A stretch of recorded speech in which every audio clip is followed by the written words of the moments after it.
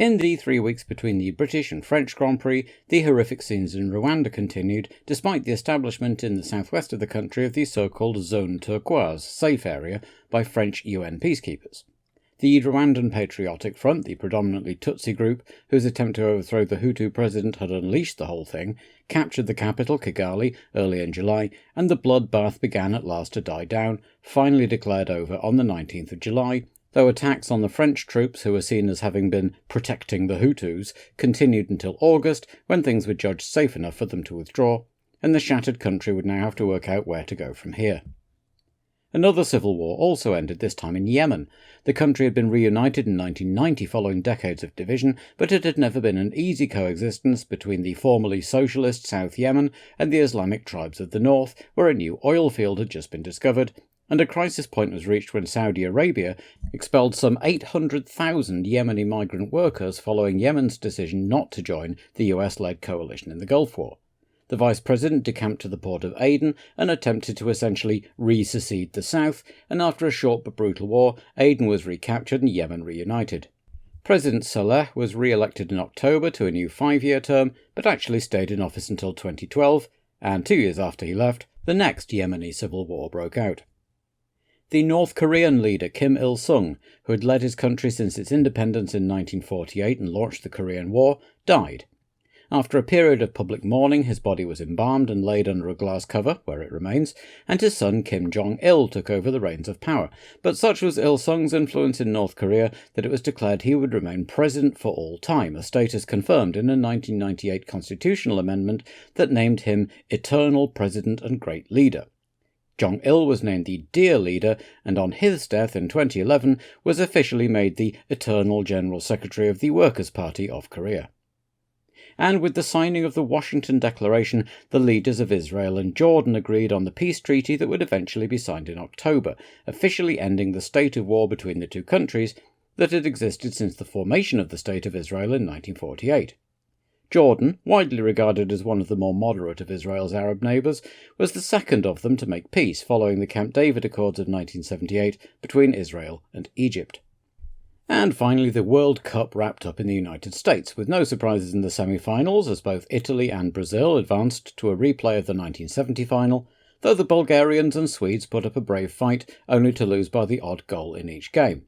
Sweden claimed third place with a 4-0 drubbing of the Bulgarians in the third-place playoff, and it was a much better game to watch than the final, as 94,000 packed into the Rose Bowl in Pasadena to watch both sides batten down the hatches and play out 120 sweltering goalless minutes before, for the first time, the World Cup final would be decided on penalties. Both sides missed their first one, but then they started going in until Brazilian keeper Taffarel saved Daniele Massaro's fourth penalty, Dunga scored his, so Italian star striker Roberto Baggio, the divine ponytail, stepped up for his moment of glory, and launched it over the bar. Brazil dedicated their wins to Ayrton Senna, while Taffarel, just as devout as Ayrton had been, professed himself happy that Baggio had missed so the victory could be ascribed to God rather than his own skills. As the F1 crews reassembled near Heidelberg after 3 weeks off, rumours continued to swirl around McLaren, whose relationship with Peugeot hadn't borne a lot of fruit so far, and who were rumoured to be wooing Mercedes, who in turn were said to be getting a bit fed up of Sauber's lack of progress, and keen to capitalise on the success of the Mercedes Ilmor engine in IndyCar. With the second tranche of safety regulations coming into force here, requiring the gluing of a 10mm wooden plank to raise the ride height and smaller wings, some teams had also taken the opportunity to update the car in general. Williams had the new FW16B ready, with shortened side pods, a new rear suspension, longer barge boards and an up-curved diffuser. LaRousse tried an oil-based heat exchanger rather than a radiator in an attempt to stem the epidemic of engine blow-ups, as well as trying out a shorter wheelbase on Beretta's car and a new front wing on Comas's. Minardi had a new rear diffuser and new semi-automatic gearbox, and Sauber were trying out swooping fins on the rear of the bodywork that gained the car the nickname the Batmobile, and having had a few weeks to get the vinyls made up, the team were also debuting an eye-catching polka dot sponsor livery. Perhaps the biggest changes were, as might be expected, at Ligier, where Frank Durney had now officially replaced Gerard Ducarouge in charge of the technical department, and Cesare Fiorio had taken over as sporting director. Minds were mostly focused on 1995, but the JS39B also got an update, with barge boards and a copy of Benetton's rear diffuser. Jos Verstappen and JJ Leto had both tested the car in the intervening weeks, and there were rumours that at least one of them would drive for the team next year, or even before the end of this one. But of course the main subject of discussion was Michael Schumacher and Benetton. Thanks to his success since the start of '94, he had been catapulted to become Germany's new megastar, especially given the disappointing performance of Germany at the World Cup, while Boris Becker's career seemed to be winding down too. But what really fired everyone up was that on the Tuesday of race week, the FIA tribunal met in Paris to discuss the fallout of the British Grand Prix. Rubens Barrichello and Mika Hakkinen were both reprimanded for being idiots and colliding at the last corner, and were given suspended one-race bans. Damon Hill was very quickly cleared of having procured a large Union Jack on his slowing down lap for the sole purpose of ballasting an underweight car, and then the book was thoroughly thrown at Michael Schumacher and Benetton. With Luca di Montezemolo encouraging a firm stance, Max Mosley announced that in response to his parade lap overtaking, Schumacher was now disqualified retrospectively from the British Grand Prix, losing his 6 points and bumping everyone else up, which promoted Ukyo Katayama to the final point, and also banned for the following 2 races, while the Benetton team were fined $500,000 for their part in the whole affair, plus an additional $100,000 for not immediately surrendering their engine software after Imola, a penalty also given to McLaren. And just for good measure, the race director Pierre Aumonier was suspended for a year for overseeing the farcical communications around the penalty. Well, in 1989 Mansell had received a one-race ban for ignoring a black flag, and many thought that was too harsh. This judgment against Schumacher prompted the immediate protest that it was just the FIA trying to artificially handicap the championship leader to keep interest up. 3 days later, Schumacher and Briatore lodged an appeal, which would be heard at the end of August and would allow Schumacher to race under protest until then, meaning he would be able to contest his home race. Which was just as well, because the German media and fans had gone absolutely berserk over the news from Paris, and things were about to get even more heated, because on the same day as the appeal was lodged, Charlie Whiting delivered his report, made by the Liverpool Data Research Association, on the Benetton engine control software, which he had finally, after much delaying, been allowed to examine. According to the report, the software contained a program named Launch Control, which controlled the clutch, gearbox and engine. Benetton had initially replied that it was only for use in private testing and couldn't be accessed except by reconfiguring the source code. Upon the LRDA then plugging a laptop into the car and going straight to it, Ross Brawn professed himself shocked. I'm shocked to find that gambling is going on in here. You're winning, sir. Oh, thank you very much. And presumably he was even more shocked when it was demonstrated that paging through the engine mode on the car's steering wheel would give you 10 menu entries, then 2 blank ones, then option 13, launch control. But, of course, no proof could be found that it had actually been used, and as a result, Whiting concluded that he must acquit on the basis of reasonable doubt. Or, as Flavio Briatore put it, "It's proven that we don't cheat. Isn't that clear? I can't understand how anyone could interpret Whiting's report otherwise," and said that everyone else should focus on trying to make their own cars competitive instead of tearing him down. So you might say that the atmosphere at Hockenheim as the teams and fans gathered at the end of July was a bit volatile. The British papers, never shy of stoking up a rivalry with the Germans, had been doing their part to get behind Hill, who they'd been criticising just weeks earlier, and accused the dastardly Germans and Italians of cheating, and the German fans for their part had been taking it all out on Damon, with jeers and insults every time he showed his face in public, and even a couple of death threats. Damon looked understandably nervous, and the team's sporting director Ian Harrison tasked a couple of burly security men with keeping him safe, though he was still nervous enough to dive behind David Coulthard when he heard a firecracker go off. In the circumstances, the rumours that Benetton had made Hill an offer to partner Schumacher next year seemed a little far-fetched, but it was being reported that Hill still hadn't got anything on the table from Williams, who were still trying to get Mansell back. It also didn't help that it was swelteringly hot as wheels finally rolled on Thursday, and as practice and then qualifying continued, it was quickly obvious that on the long straights of Hockenheim it was going to be difficult to live with the sheer power of the Ferrari V12s, and the team and fans were daring to hope that at last they might get that elusive win. Hill took provisional pole on Friday but couldn't improve on Saturday, and Gerhard Berger took Ferrari's first pole since Portugal 1990. Moreover, Alesi was second. Hill third, with Schumacher down in fourth, having been rather hampered on Friday when Verstappen went out in his car and immediately pranged it. In fifth place was Katayama, with Blundell seventh, Tyrrell's best qualifying performance for a very long time and Ukyo's best ever, thanks again to their powerful engines. Coulthard was in between them in sixth, complaining of oversteer, while Hakkinen in eighth had also had a big off on Saturday and borrowed Brundle's car, which left Martin all the way down in 13th. Frentzen was 9th, but the Sauber was both oversteering and understeering, and De Cesaris couldn't do better than 18th. The Jordans found their power lacking, the Ligiers, also with the new Evolution Renault RS6, powered their way to the midfield, and the Footworks were top of the Ford HB users, who were always going to struggle here. The Simtech team were continuing to make progress too, David Brabham now within a second of the Larousses, and Gounon was on course to do better until his engine blew, but he was still comfortably ahead of the woeful Pacifics, though Belmondo was ahead of Gachot for the first time this year. Sunday continued the heatwave, the track temperatures now being measured at 47 degrees C, 116 Fahrenheit, the hottest since 1950, as 150,000 plus packed into the circuit, still expecting a dominant win from Schumacher despite his relatively lowly grid position. He was fastest in Sunday morning's warm-up, which didn't do much to calm them down either. By the time the cars departed on the parade lap, the flag-waving, cheering ranks were at fever pitch. Everyone was very well behaved on the formation lap, the green flag was waved, and then it was red light, green light, absolute chaos.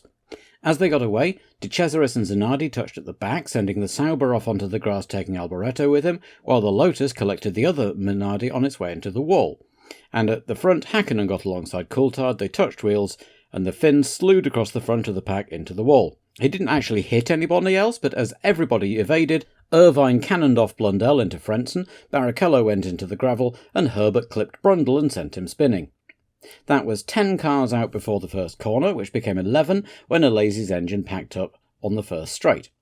The Ferrari mechanics readied the spare, but to everyone's surprise the race wasn't red flagged, as most of the stricken cars had actually ended up off the track. So Berger still led, and while Katayama had found himself briefly second, that quickly became third as Schumacher charged past. Hill tried to follow, but bumped his front right against the Tyrrell and slowed dramatically, while Coulthard was touring in with a broken front wing. So, not a good start for Williams, while Schumacher was seeing red, literally, as he was tucked right up under Berger's rear wing. The two Williamses formed an orderly queue in the pits, with Coulthard getting in first and having his wing seen to, as Hill just shook his head sadly in the cockpit behind, and they returned to the track a very distant 14th and 15th, the last cars running. So at the end of lap 1, Berger led Schumacher some distance ahead of Katayama, Panis, Verstappen and Bernard in the top 6, with both Saubers, both Minardis, both Jordans and both Loti, plus Hakkinen, Blundell and Alesi all out already. Bernard took 4th off Verstappen on lap 2, as the German fans tried to blow Schumacher past Berger with the sheer force of their shouting. But the Ferrari's V12 engine just had more grunt than the Ford V8, and with the wily Berger in the cockpit, Schumacher just couldn't count on those 10 points yet. Verstappen dropped another place, but the director was rightly focusing on the battle for the lead, and that was the most interesting thing to watch for a while, until Katayama's throttle stuck open on lap 6, spinning him out at the Senna chicane, and in to retire in the pits once it was deemed unfixable. 12 down, 14 still running. Schumacher was still flying at Berger, on lap 9 having a real go into Senna and then again into the stadium section, but just couldn't get past the Ferrari. The two now led third-place Panis by 14 seconds, followed by teammate Bernard, with Verstappen 5th and Morbidelli 6th, Brundle making his way up, and he passed Morbidelli to get up into the points on lap 10, as Schumacher backed off Berger to let his engine cool a bit. At the back, with nothing to lose, Hill was lapping 3 seconds faster than the leaders, but already a lap and a half down he was realistically aiming for points at best, and only then with a bit of help from attrition. With Schumacher unable to find a way past Berger on the track, it was time for some tactics, and on lap 12, a few short of a third distance, the team called him in for his first stop, followed in by Brundle. The German stop took 10 seconds and he was back just out behind Verstappen, who was now on the tail of third-place Bernard. Needless to say, Verstappen didn't detain Schumacher long, and even if Flavio hadn't instructed the Ligiers to pull over, the French cars were no match for Schumacher, and he was swiftly back up to second past the pair of them, though he was still 22 seconds behind Berger. On lap 16, it was Verstappen's turn to come in and refuel, but the hose seemed not to quite connect properly, and as fuel tech Simon Morley readjusted, a spray of fuel went everywhere, 2 litres of it, all over car and team, and promptly ignited on the hot Benetton. A gout of flame and black smoke engulfed the Benetton pit, with some crew members on fire too, while others doused the flames. Verstappen himself was fine if a little singed, but his race was run as he exited his car post-haste. With the race still running, though, the crew now had to get the Benetton out of the way, sweep up the worst of the extinguisher residue and get ready to receive Schumacher, with Juan Villadel-Prat rushing around the garage rounding up replacements for the 3 crisp crew, who passed over their smoking overalls on their way to the medical centre. Coulthard came in with a dodgy gearbox and the team changed his steering wheel in case that was the problem and sent him out to have a go with it, and all the while Schumacher was charging, slowly closing the gap to Berger. Now on lap 19 and starting to get towards half distance, it was beginning to look like Berger was on a one-stopper and the Ferrari team had out-strategied Benetton for a change. As Coulthard came back in to retire, the steering wheel not having been the problem, Schumacher's Benetton suddenly emitted a puff of blue smoke and made a noise like a sewing machine. He slowed as he came through the forest and toured in to retire, gesticulating from the cockpit as Panis swept past into second place. Before Schumacher got to the pits, Berger was in for his stop, a long 16 seconds as he put in just over half a race's worth of fuel and headed off as Schumacher finally trailed in to retire. Although it wouldn't be wise to say so to his face, many of the pit crew were probably relieved that they wouldn't in fact have to do any more pit stops that afternoon. With Brundle also having dropped out off camera, another Peugeot engine failure, Berger now led a series of team pairings. Panis and Bernard, 2nd and 3rd, Fittipaldi and Morbidelli, 4th and 5th, Comas and Beretta, 6th and 7th, and Brabham and Gounod, 8th and 9th, with Hill disconsolately bringing up the rear. Most of the survivors were on one-stop strategies, and over the following laps across half-distance there was a flurry of pit stops as those proceeded, with no change in order. Hill made his stop and went back out, and charging off to unlap himself from the Footworks, who were engaged in their own battle over 4th, as Jackie Oliver and co were just hoping they would both make the finish and not do anything silly. Hill passed the Simtex to go up to 8th, but the Larousses and the Points were over a minute up the road, and as the race entered its last third it looked like it would have to be retirements if Hill was going to score any points. David Brabham retired with 6 laps to go with a clutch failure, and 2 laps later Gounod spun out after missing a gear change, which converted Simtek's best ever placing into a double DNF, but nothing could stop Gerhard Berger as he cruised home for his 9th career win, 8 of them with Ferrari, ahead of a delighted Panis and Bernard, a double podium finish for the Ligier team, a real shot in the arm for Les Bleus, their first double podium since 1985. The Footworks made it to the end too, 4th and 5th, and Eric Comas took the vital last point for Larousse, with Beretta and Hill the last runners. It was Ferrari's first win since 1990, breaking the team's longest dry streak on record, 58 races or 1,400 days, and confirming that Jean Tot's revolution at the team was heading in the right direction. It was also Ferrari's 104th total win, bringing them back level with McLaren in the all-time stakes, and with the trouble Ron's teams were in at the moment, it looked like the prancing horse might well soon regain its preeminent position. The German crowd was obviously disappointed, but Berger was a good enough substitute for Schumacher, and a significant win for Ferrari was also a draw, and most had stuck around to cheer Gerhard home. He ran out of fuel almost at the end of his slowing down lap and had to jog in, getting a lift the last few hundred yards and distributing hugs among Todd and the others there to meet him. So as 3 delighted men took to the podium in front of a cheering crowd, there was much for the pundits and the FIA to chew over in the 2 weeks before Hungary, 2 multiple pile-ups and a refuelling fire.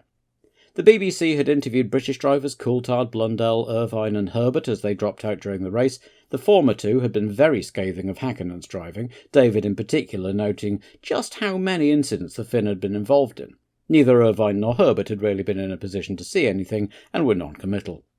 The FIA launched an immediate investigation into the fire, which could have been so much worse than it ended up being. 3 Benetton mechanics had received burns. Simon Morley, the fuel man, was the worst affected. His helmet hadn't quite been sealed properly and he had severe burns to the face, but it was front right wheelman Paul Seaby who was captured by Stephen T in the famous photo, while electronics engineer Wayne Bennett had burns to the ankle and the back of his foot, and he'd been cooling it off in the medical centre's toilet while the other 2 were hosed down in a bath. All 3 made full recoveries, though Morley would apparently thereafter be known in the team as Paulie Morley. A couple of days after the race, a team from Anter Technique arrived at Enstone to see what had happened, and reported that the valve on the hose hadn't closed properly because of the presence of a foreign object, which shouldn't have happened because there was supposed to be a filter on the hose for just that purpose. Tom Walkinshaw responded that Benetton had eliminated the problem of foreign objects by filtering their fuel twice before the race and therefore didn't need the hose filter, which slowed fueling down, and had taken it off. He said that Juan Villadel-Prat and Ross Brawn had okayed this with Charlie Whiting. So All eyes turned to Charlie, who replied he'd said it was fine with him, but needed to be cleared with Antitechnique. All eyes turned to Antitechnique, who said that they needed anything like that in writing, which they hadn't had from Benetton. And so it continued, with Mika Hakkinen, as well as Signore Di Cesaris, Zanardi and Alboreto, all summoned to Paris to talk about the start line incidents, the results of which would be heard before the next race.